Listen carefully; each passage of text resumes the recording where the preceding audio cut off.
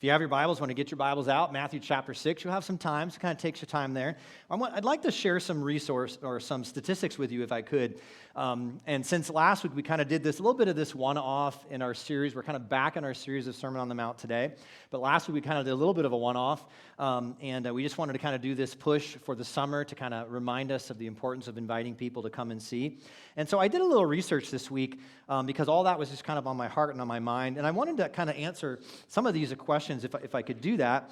And so I think these are questions that you may be interested in as well. And so I kind of wanted to find out, why do people go to church? Maybe a question that you want to know. I kind of wanted to know as a pastor, why do people come to church? This was done by Pew Research Center. So this is like real statistics as they kind of did a man on the street interview kind of here and came up with some stats.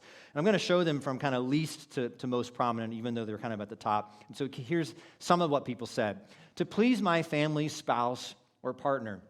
So we know that this can be the case, that some people come to church simply to please their spouse or their partner. And I think, hey, that's a great reason to come. We're just glad people are here and glad that people come and do that just to encourage their spouse or their partner. So that's one. Here's another one, to meet new people, to socialize, right? So this was what some man on the street interviews kind of gave us on why people go to church. And so that's a good one too. We want to meet new people. One is, I feel a religious obligation to go. My assumption is maybe from some faith traditions that some of us have been in, that there's this religious push, there's religious obligation. We feel like we have to go. We have to kind of do our thing and get our religion on for the day and then leave and go about our week. And so some people think some people say that's why I really go to church. And here's another reason. I find the sermons valuable. I think really that should be number one, but for some reason it kind of hit it in the middle. Find the sermons valuable. Thanks for those of you who are laughing. Appreciate it. Second one, or the next one, comfort in times of trouble. And so there are some people that I know and some people within our church and over the years that I've been a pastor that come because they've hit a low spot in their life. There's some anxiety, there's some depression, and they feel like, man, I need to go to church because I'm really experiencing this kind of tragedy within my life. And so there are times of trouble that draw us to church, which I think is another good reason to be in church. That's why we need to be here, right? We need to support and the love and the community of other people to surround us, especially when we're in those lows. Here's another one, to make me a better person. So one of the ones more towards the top, people said hands down, I just want to be a better person. And so that's really why I go to church. I just want to learn and want to grow and want to be a better person. Here is one, so my children will have a moral foundation. This is a good one. And this one, as I've been in ministry for like 27 years, been a youth pastor before, we had the opportunity to kind of walk with students and kind of help them to grow in their faith. And there's been some students who they grow up and they hit college and they begin to grow away from their faith. They not only do they move away from us, but they kind of move away from the Lord. But there's been in many cases where as those young people begin to grow up, they're college-age students, they begin to grow up, they get married, and they begin to have kids of their own. It's a very interesting dynamic that begins to take place, is we'll see some of those college-age students who we once had as teenagers will now be coming back to church because now they have kids. And when we talk to them, we ask them why. One of the main reasons they'll tell us is, I'm here because I want my kids to have a strong faith foundation that I had when I was in youth group. Interesting how God works, right? And if that's how God's going to work, great. Then have kids and come on back to church. And so that was one on the top. And here was another one. This was the number one answer, to become closer to God. Hands down, I just want to go to church because I want to get closer to God. I want to know who God is. And so those are some interesting answers. Maybe some of those you guys kind of connect with. And so I wanted to also look, what are the reasons people don't go to church? So as a pastor, I want to know why people come to church, but I also want to know, why do people not come to church? What's steering people away from church? And so here's some top 7 things that I kind of found in this. These are real stats, again, from real people just like you and I. One was trouble finding community. So some people are like, I don't go to church because I can't find a church that has good community. And so after the 10th try of going to this church, that first church here, wherever, I'm done trying. I just can't find good community, so I'm not going to go to church because of that reason, and then people just give up. Here's another reason, don't gain any significant insights about faith. Seriously. So people are like, I go to church, but when I do, I don't gain any real significant insights about faith, so I'm out. It's not for me. Now, we know some of these might just be excuses, and I think we get that, but some of these are kind of legitimate, and as we go along, you'll understand. I don't learn about God or Jesus. And I read this one, I'm like, what? they go to church and they don't learn about God or Jesus, then that must not be church, right? I would hope that everything we do and say points to who God is and who Christ is and how he can radically change our life. But somehow people are like, I don't learn about God or Jesus, so I don't want to go to church. That's crazy. Here's one: legitimate doubt is prohibited. So here people are like, I have lots of questions about my faith, but when I go to church, they don't allow me to ask questions. I think questions are important. I think questions is how we grow closer and closer to the Lord. I don't mean questions and questioning that, as far as God is and kind of demeaning who God is as our creator. I don't mean like questioning that, but I mean like real questions about faith that you and I both have. That's why we come to church, right? To read Scripture, to try to grapple through some of those questions about who God is and how he can change our life. And so I think it's important that we ask questions as long as those questions are drawing us closer and closer to the Lord, right? Another answer that these top answers why people don't go to church, because I'm tired of moral failures of church leaders.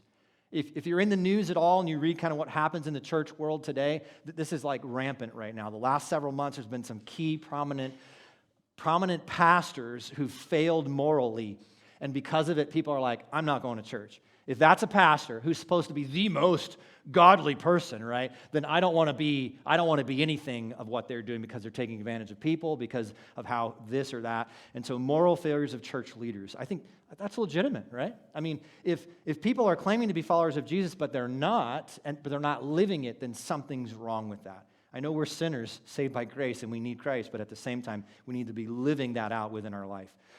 Here was another one: the church is irrelevant.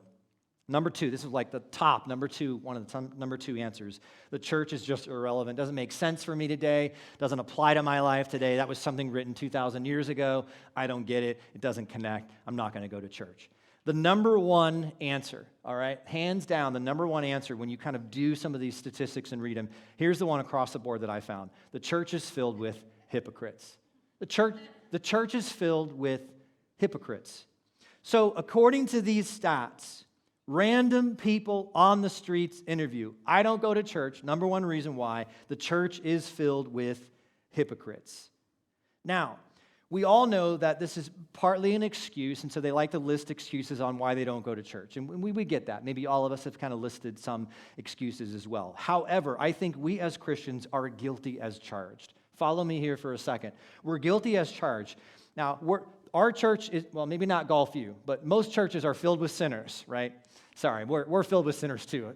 Sorry to break the news to you. It was perfect until you showed up and then you ruined everything. So the church is full of sinners that sin in all sorts of ways, including hypocrisy. Now, of course, the word hypocrite, we don't want that to be like a word that's an adjective that we use to describe the Gulfview Grace people. But unfortunately, we too can be guilty as charged when it comes to living our lives in hypocritical ways. Meaning, we're prone sometimes to say one thing and yet do another. We come on Sundays and learn one thing and yet live a different life.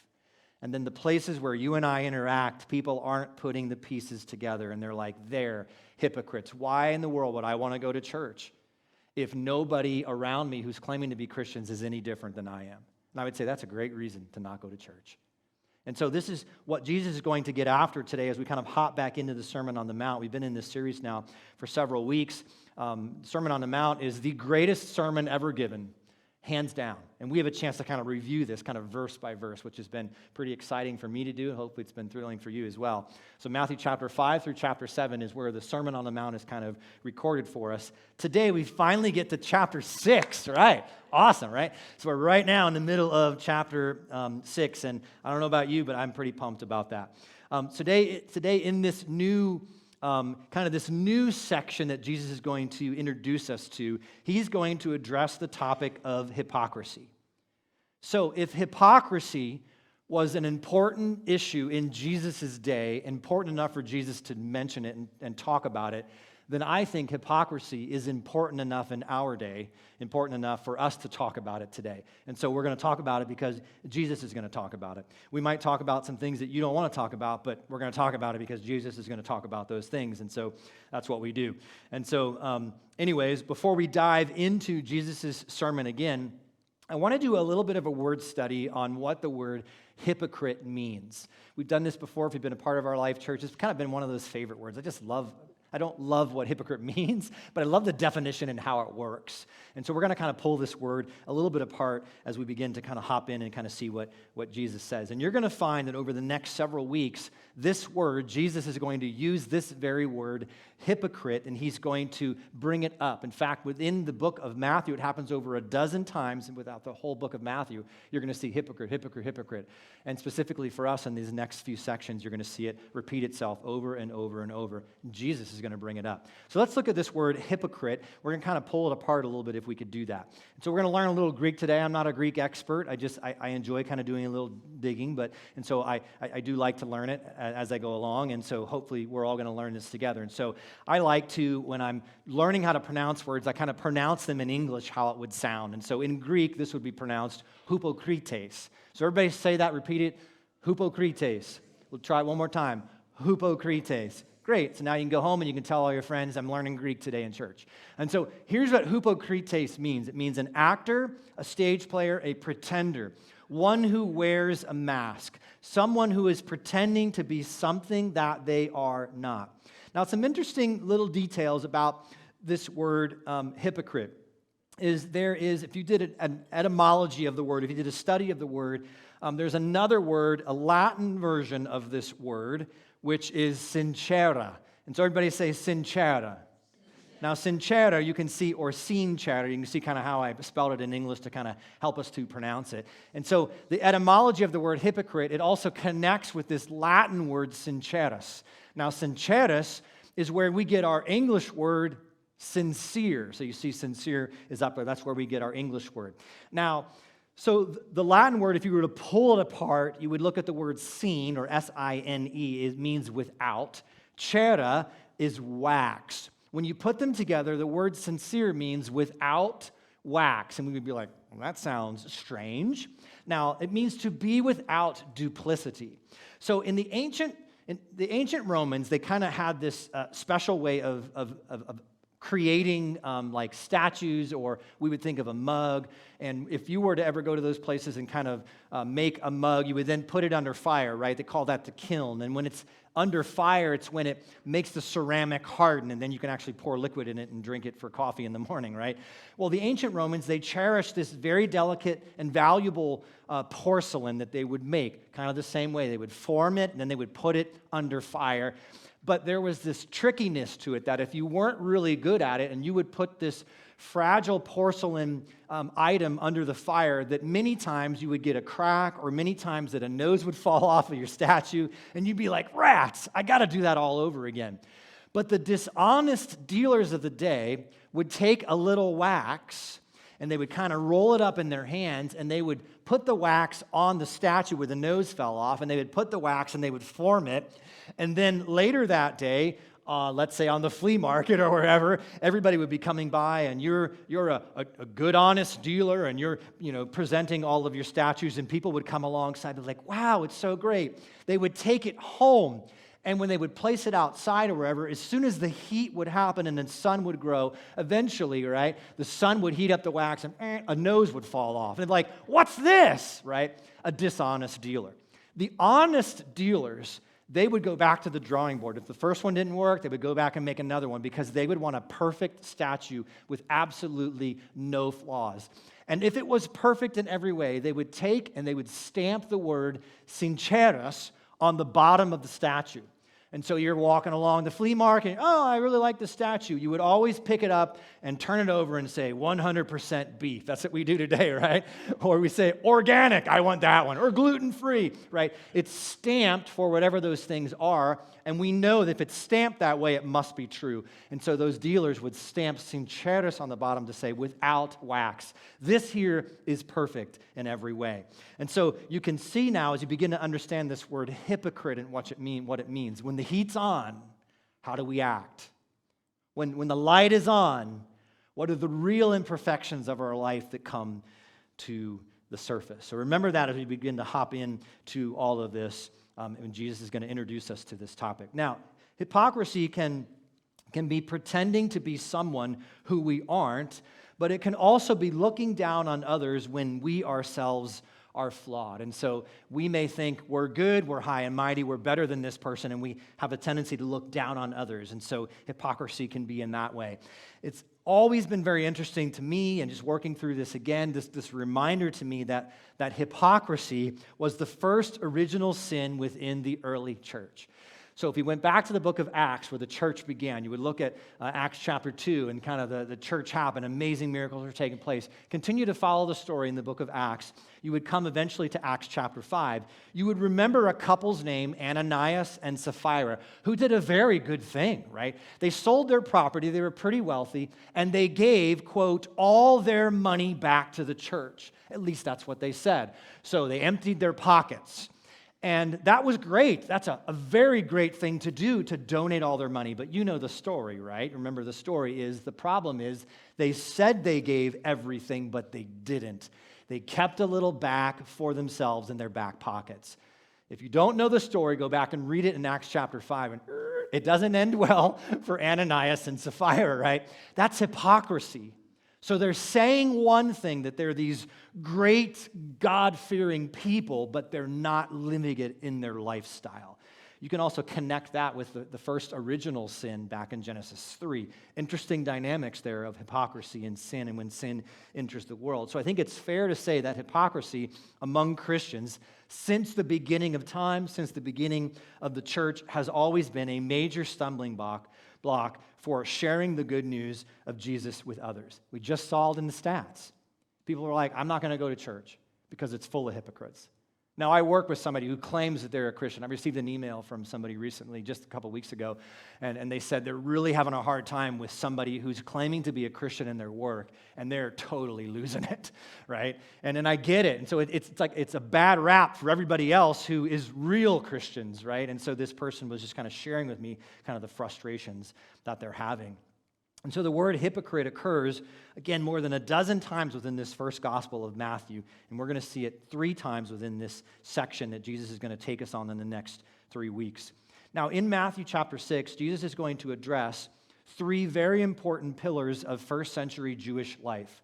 It would be giving, praying, and fasting. We would look at these things as like spiritual disciplines that we should do. So if we claim to be a follower of Jesus, there's a lot of spiritual disciplines that should be active within our life. And Jesus is going to use those spiritual disciplines to continue to drive home his point about this idea of hypocrisy while talking about giving. That's what we'll look at today. And then next week, praying. And then the following week, we'll talk about fasting. And Jesus is going to, once again, drive us home to focus on what the heart of the issue is. And the heart of the issue is the matter of the heart. He's going to drive that home again. And it's an issue of hypocrisy. Or we could also use the word motive. What's your motive as a Christian, as you interact in the world? Why do you do what you do? What's your motive? What moves you to act and behave in particular ways, especially in areas referring to our faith? And Jesus is going to say, he's going to challenge us today, right out of the gate, are we motivated by the praise of others, or are we motivated, rewind, are we motivated by the praise of God, right? How are you motivated? And are we hypocrites who are pretending to be faithful Christians, but yet we're simply motivated by the praise of others? I'm doing such a good job. Please bring praise to me, right?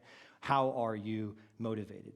So we're going to look at 3 little points that I've kind of created that are going to kind of help guide us through our time. I like points for that reason. They kind of help guide our time. I don't always have points, but today we will because it's Father's Day.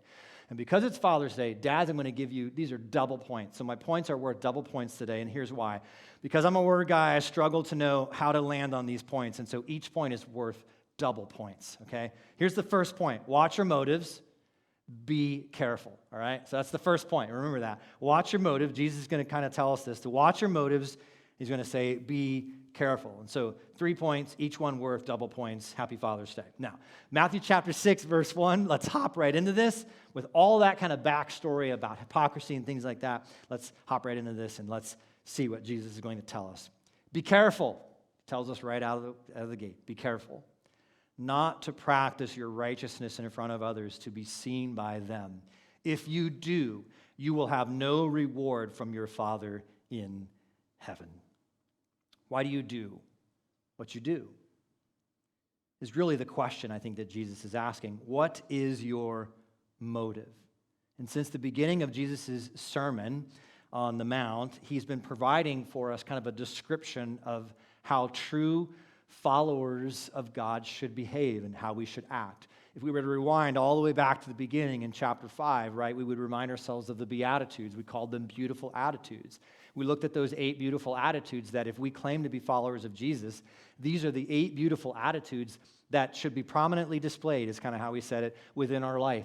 This should kind of mark our character. It should mark our attitudes. Then we kind of moved to a couple of one-off little messages that Jesus kind of parked in there in the middle of these 2 sections, and we studied those. And then we came to this next section, these 6 illustrations that Jesus gave us on what the righteous behavior of a follower of Jesus looks like. Remember, we learned about adultery, we learned about anger, we learned about divorce, we learned about all those things that Jesus began to kind of bring back and help us to understand that if you are a Christian, if you are a true follower of God, these are the other things that should be a part of who you are. So your character, your attitude. And then all of a sudden now, in a surprising twist, Jesus is going to warn us. Now that you're here, he's going to say, it's precisely at this point where the danger lies. And we'd be like, record scratch. What do you mean? So Jesus has been telling us all along, this is how I want you to behave. This is how true Christians behave. He's been reminding us that we can't do it on our own, kind of driving us back to our knees. Remember that we're hunched over. We need Jesus. He's telling us that over and over and over. And now that we know the character and the attitudes that we are to have displayed within our life, all of a sudden now, in the surprising twist, he says, and by the way, it's precisely now that you have to be so careful. And we're like, what? This doesn't make sense. And he says, because once we begin to put on a display within our life the character of Christ, that we can now so easily begin to feel very, very good about our righteous deeds, right?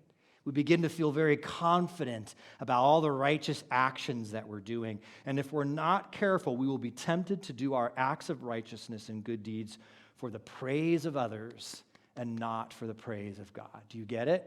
Get where Jesus is now kind of taking us. He's saying, watch your motives. You know how you're now supposed to behave. I've been telling you that in my sermon. Now I want you to be careful and watch your motives. You ever be tempted? You ever been tempted in your life when your life's like really, really good?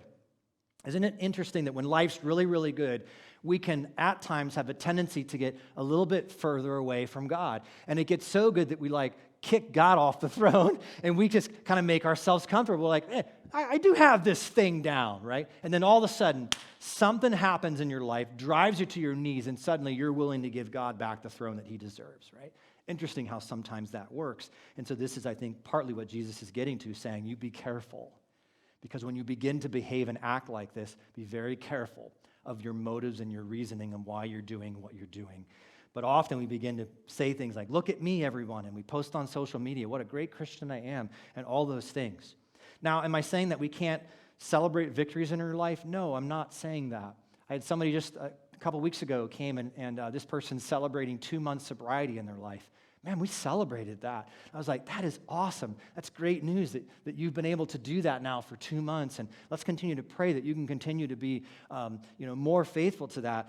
And that's a victory, and we can celebrate that victory together. And so I think we're all smart enough to understand kind of what I mean. But there's a line that we can cross when we can begin to pretend that you are something when you're not. Now, remember what Jesus said a few verses before this in our series. I just kind of want to remind you, kind of go back when he had this little break, because this is going to help bring some clarity. By the way, we're going to hop into several different passages here that are going to bring kind of be one cohesive unit. If you follow me, I know I'm kind of talking fast. Hopefully this is all going to connect in the end. And so I'm going to rewind back to Matthew chapter 5 and notice what Jesus says. In the same way, let your light shine before others, that they may see your good deeds and glorify your Father in heaven. So we need to start by clarifying that good works are good, that good behavior is good, that good actions are good, that these things should mark the true life of a follower of Jesus, that people should look at our lives and say, there's something different. And so we can celebrate those things when they are present within us. And as he says here, we should allow that to let our light shine. Why? Not so people can look at us and praise us, but why, Jesus says? So that in reality, people will bring me glory because of the change that's happening in you, right? And so Jesus is now circling back to this idea. I want you to live your life like this. I desire that you live your life like this. But in those actions, in those good behaviors, in those beautiful attitudes of your life, that in every way, if you let your light shine, reflect the love of Christ, it should point everybody back to the glory of who I am, right? As a good, good Father, right? So Jesus is kind of continue to remind ourselves of this. What's your motive? What's your motive? And then hypocrisy is what he's getting at. Now, in this new passage today, he's going to introduce us to these three examples, these three, we would call them spiritual disciplines in his day, maybe these pillars of Judaism that they would follow. And the first one that we're going to look at is giving.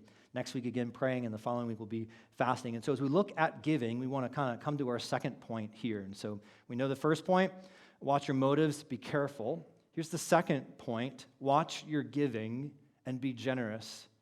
So we can't escape the fact that Jesus is now talking about giving, but he's using these analogies, these spiritual disciplines, to help us also understand, to wrap our heads around why we do what we do when it comes to hypocrisy. And so we can't escape this truth that he's talking about giving. And as we read this passage here in a second, there is this assumption, and we're going to read it here, that giving is something that you do. That if you're a good God-honoring Jew in Jesus' day, or we're a good follower of Jesus in today's world, right? Giving is something that you should learn to do within your life. It should be a spiritual discipline. Now look at verse 2 in Matthew chapter 6. So when you give, right, there's an assumption. When you give, because you are giving, because that's what you do as a Christian. So when you give to the needy, do not announce it with trumpets, as the hypocrites do in the synagogues and on the streets, to be honored by others. Truly, I tell you, they have received their reward in full. Now, I want to give you a little background. You know, I love background. I probably love background too much because context is important, and we're going to try to do this fast because I'm already out of time, and we're not yet, but we're getting there, right? And so we're going to talk about how people in Jesus' day would give their offerings and how they would kind of give their offerings in the temple, because this is helpful, I think, to understand what Jesus is kind of getting at. And so I want to show you kind of a picture. This is a picture of kind of a rendition of what Herod's temple would look like, the temple as it was in Jesus' day, how it would look like. There's more to it, but I kind of have this zoomed in kind of view. I'm not showing you the Gentiles' court, but in a second I'm going to show you another little picture. And so this is kind of a picture of that. So picture that in your head, and then I'm going to show you an artist's rendering as we go a little closer. Just follow me here, and hopefully this will all connect in a second.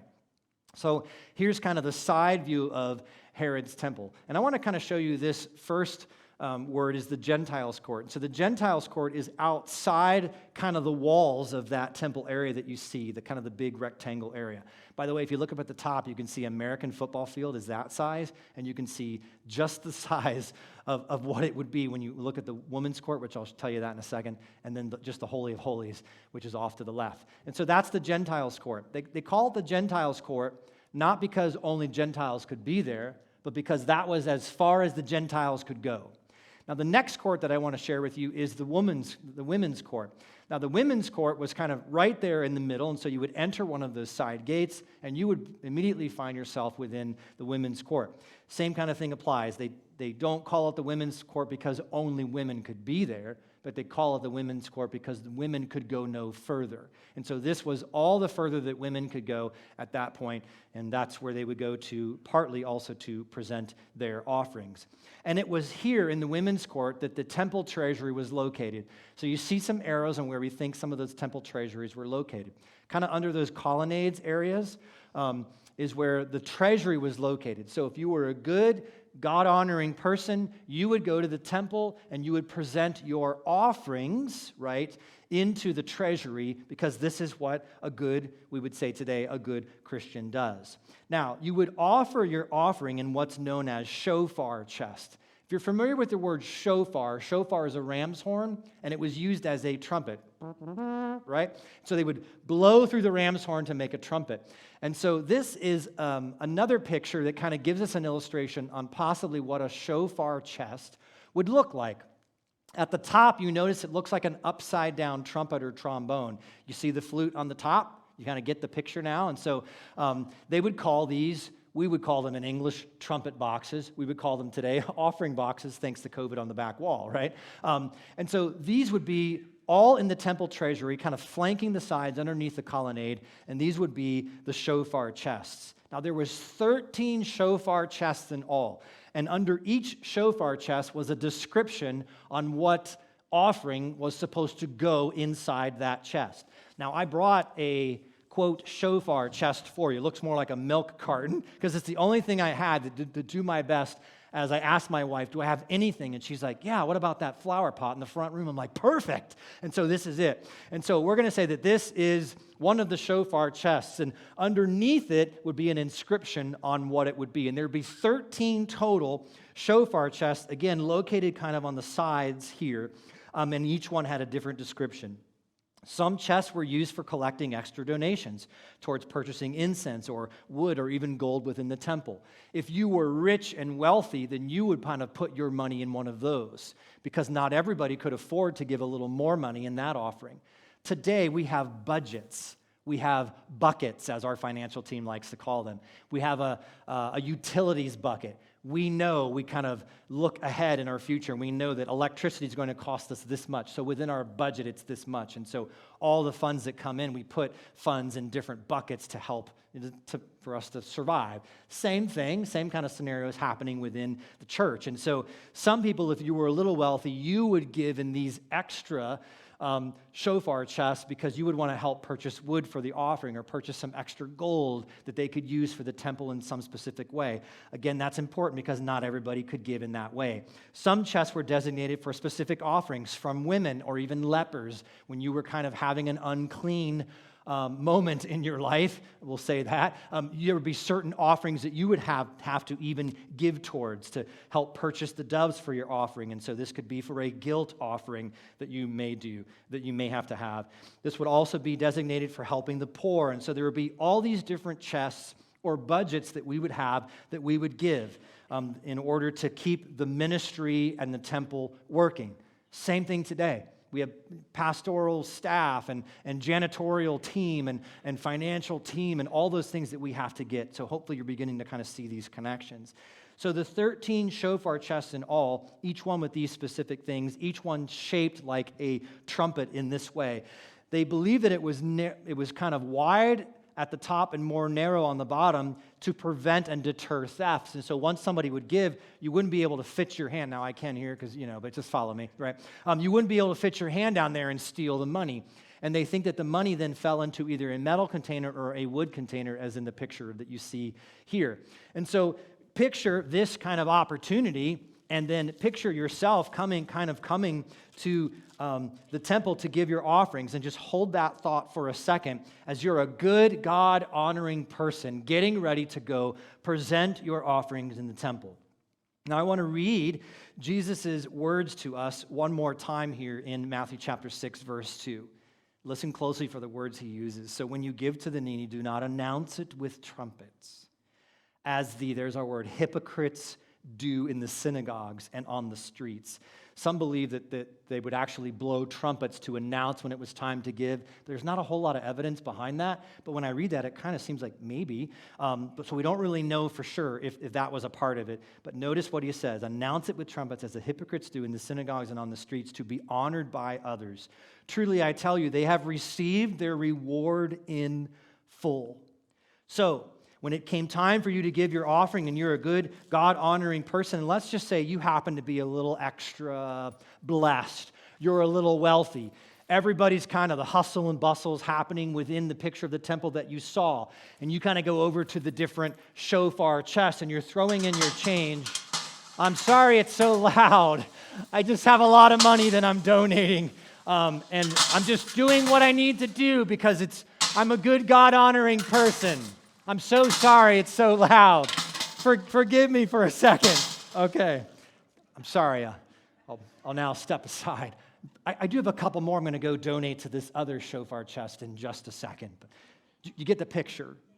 I'm tooting my own horn, right? I'm drawing attention to what I am doing. So picture the rich and the powerful, the influential giving a lot because they had a lot. Of course, they could afford to give a lot, right? Because they got a lot in the bank. And no doubt the crowds were very impressed with their generosity. And Jesus is like, not impressed. Not impressed. There's this little interaction that Jesus has with his disciples that's recorded for us in Mark chapter 12. I have to share this because it just kind of brings all this together. You can either turn there, I'm just going to share it in a second on the screen, in verse 41 of Mark chapter 12. And the reason why I shared it is because Jesus is in the court of women when this story happens, this true account of his life, and he's using it as a time to teach his disciples and about your heart, about giving, about hypocrisy, all those things. And notice what happens as people are placing their money in the shofar chests. Some of you might be familiar with this little story in Mark chapter 12. Jesus sat down opposite the place where the offerings were put, picture in the temple, the picture that I just showed you, and watched the crowd putting their money into the temple treasury. So Jesus is in the court of women. He's watching from across the way, watching people very faithfully come in and give their offerings. Many rich people threw in large amounts of money, but a poor widow came and put in 2 very small copper coins worth only a few cents.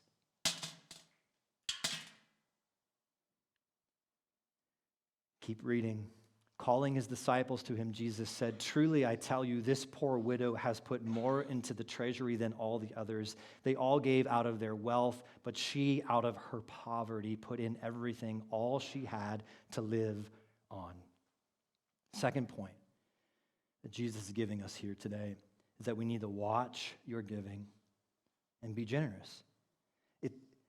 It's a given that giving is to mark good followers of Jesus who are just being obedient, that we should give of not just our wealth, but our time and our talents and our treasures.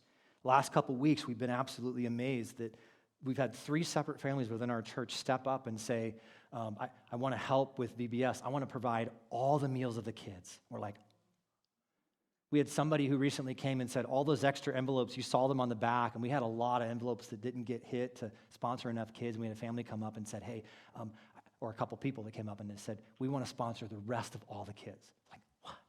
And every year we're short VBS because it's so much money in order to do that because of the generosity of our people. And Jesus is saying, if you're a son or a daughter of God, then we're going to learn to be generous like our good Father is generous with time, with our talents, with our treasures. Now, if I could digress just for a moment, Jesus today is talking about giving, and so we have to address the fact that he's talking about giving here. Often money is a sore subject within the church because some people think that the church is just after my money. Sad to say, it should have been one of the reasons on our top reasons why people don't go to church, but it didn't make it to the list. But I've heard people tell me that. I don't like church because they're only after my money. And that's sad, isn't it? There may be some ministry that's sad to say take advantage of people for that specific reason, but that's just not the case. And so think about our own ministries. Some of our ministries we could not have if it wasn't for the generosity of our people. Our food pantry.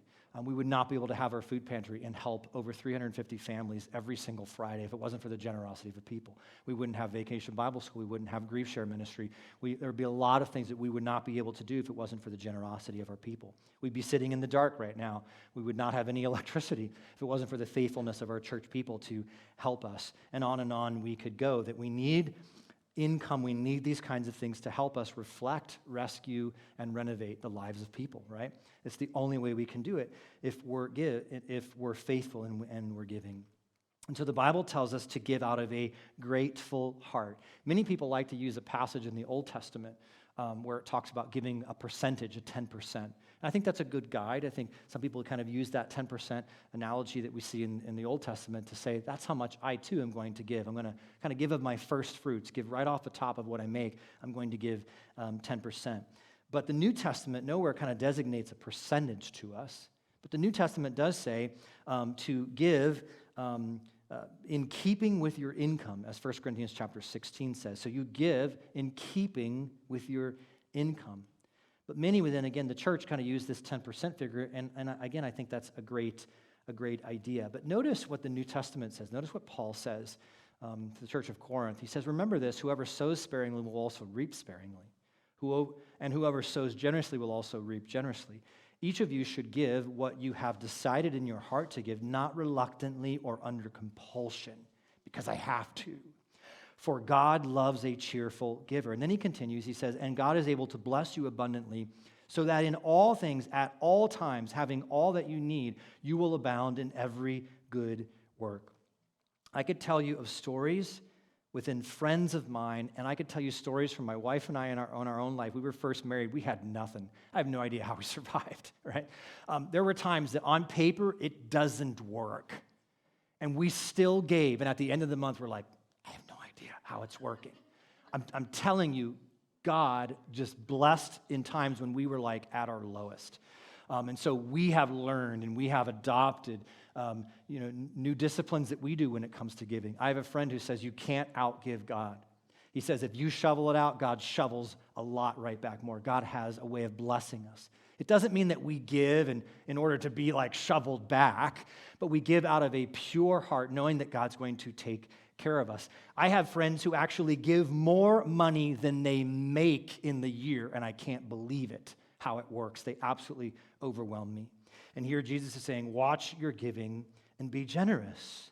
Be generous because God loves a cheerful giver.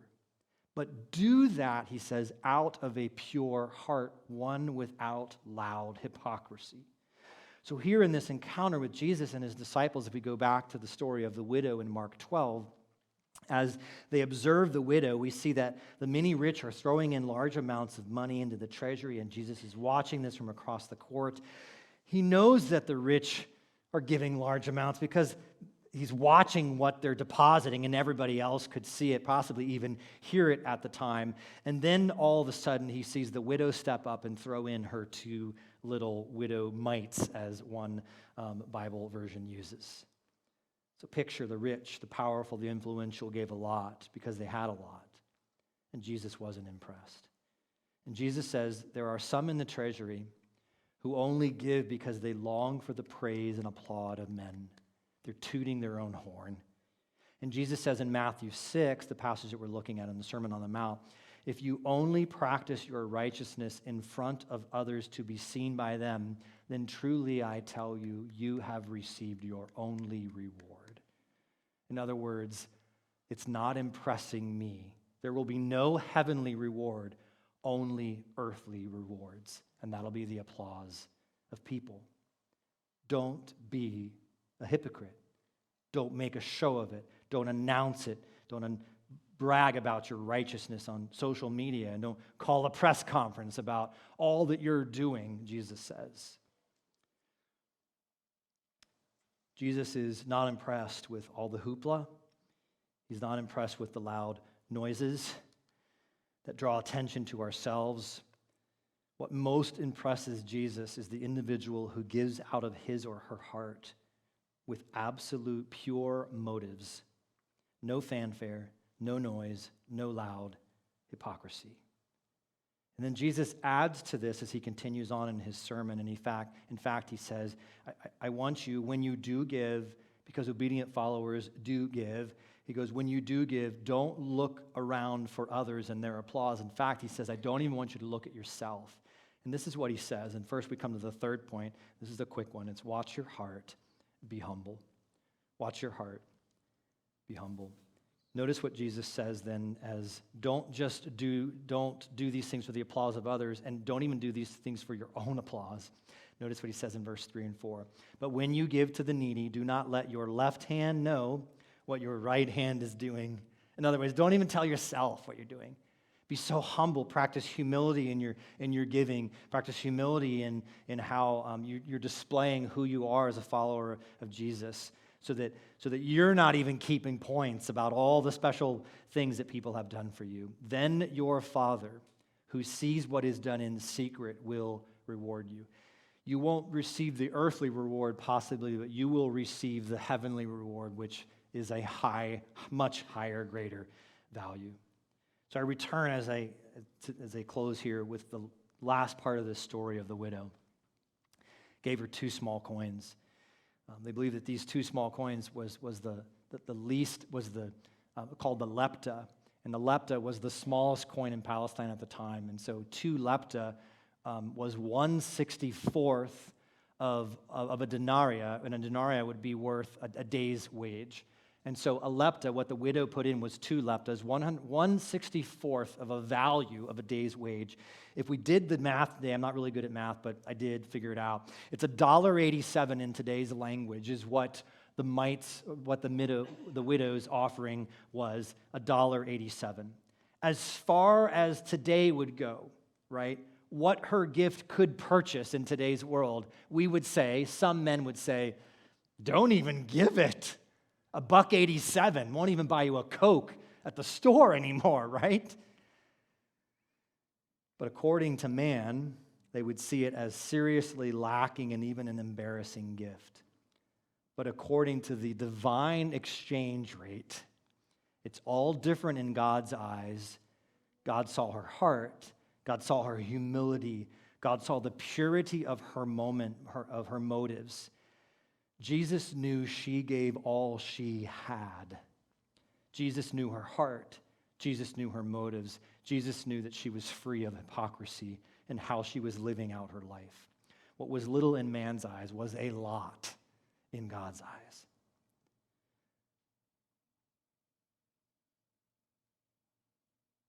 You see, for Jesus, the value of a gift is not the amount given, but the cost to the giver. I close with a little story of my daughter, Kensley, and I'm going to embarrass her today. She didn't know I was going to say this. But this was many years ago when she was much younger. She was about 6, almost 7 years old at the time. It was around Vacation Bible School. And every year for Vacation Bible School, we do this missions project where we choose some missionary or some group in order to support. And we challenge our kids to begin learning how to give, because we feel like that's a good spiritual discipline that even young people should learn to do. And so this particular year was our first year to adopt the hand-in-hand orphanage, or the schools that Gulfview Grace helps support, another area where your money goes to help us support a mission, these orphan kids in Africa, to be able to have an education, to be able to have food every single day of their life because of the money that we're sending them, this missions organization. At the same time, it helps them learn about Jesus, which I feel is the most important thing. And so they're beginning these foundations. And so we introduced this to our Vacation Bible School at the time, and we told our kids, go home and ransack the couches and dig for all the loose change in the couches wherever you can, because kids don't earn money unless they have some kind of allowance. And we said, find whatever you can and bring it back and give that as an offering to God, and we're going to help support these kids in Africa. And so all the kids went home that night, and one of them was my own, and Kensley that next morning, she had gathered up her change. What you don't know is that a couple months prior to that, she had been saving up because she had received some gifts for holidays from some family members, and so she had been saving quite a bit of her money in her little Ziploc baggie. And so the next morning, she came and she was all happy, and she kind of showed me her Ziploc baggie that was, I noticed that there were some big bills in that baggie mixed in with a lot of other coins, and I said, that's like a $20 bill. I'm kind of mumbling that under my voice at the time, and I saw all this. And you know what I said? I said, you just got that money for all of those gifts, and you're now going to give it all away? What a great father moment, isn't it? Way to support the kids and giving their all to the Lord, right? Honestly, that's what I said, because I was dumbfounded that a 6-year-old would say, I'm giving everything I have. And I heard this little voice in my head from our good Father. He kind of said to me, Paul, you're an idiot. Right? Let her give her all. I see her heart. To this day, this precious girl has learned to give to others. She gives in ways that just blow my mind. She makes crafts and she does things, and she gives them always thinking of other people. It's giving from your heart. And this, church, is what Jesus is telling us. This is what he's after. I don't think he's after all of us emptying our checkbooks, everything we have in the offering box today, although that would be great, but we would all lose our homes, and he's not saying that. But Jesus is after our hearts. No loud hypocrisy, just the purity of our heart. Why do you do what you do? Let's pray. Father, I thank you for, once again, another challenge to our hearts that overwhelm us. Jesus, it's times like this when I read these verses, I just wish that I could have been there to hear these literally come from your mouth. You knew exactly what it is that we, as your sons and daughters, need to hear. You've challenged us with some pretty heavy topics in these last several weeks, and today is no different. You challenge us with this idea of hypocrisy, this idea of motives, and why we do what we do. God, you know our hearts, that sometimes as human beings, we like to draw attention to ourselves, and we love to receive the pats on the back and the accolades that somehow pick us up. And yeah, we're humans, and we need to feel good, and we need people in order to give us that comfort sometimes that we need. But Lord, what you're telling us is that what's most important is how you look at us. I thank you that you're a good Father, never gives up on us. In our moments when we say stupid things to our kids, you forgive us. In moments when we behave in ways that are not like your sons or daughters, you love us. You invite us back into your loving arms.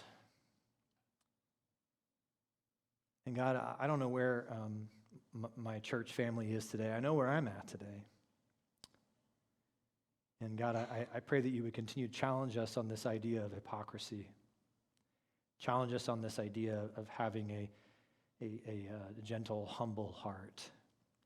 One that learns to give out of a cheerful heart. One that learns to always watch our motives and to be careful with what it is and how we live our lives. God, give us a childlike faith to act more like a 6-year-old that's willing to give everything we have. Not for the praise of men, but so that in every way that people would see your glory, that you would be glorified. God, may the lives of our Gulfview Grace family be so radically changed that wherever it is that you take us this week in our families, in our home life, in our work life, in our play life, wherever it is that you take us, God, that our lives would shine the light and love of Jesus in so profound ways that people will want to come and see what this Jesus can do for them. Thanks for your sacrifice, that you gave your Son for us, generously, abundantly gave your one and only Son so that we could have life. Thanks that you are a good Father. We love you in Jesus' name. Amen.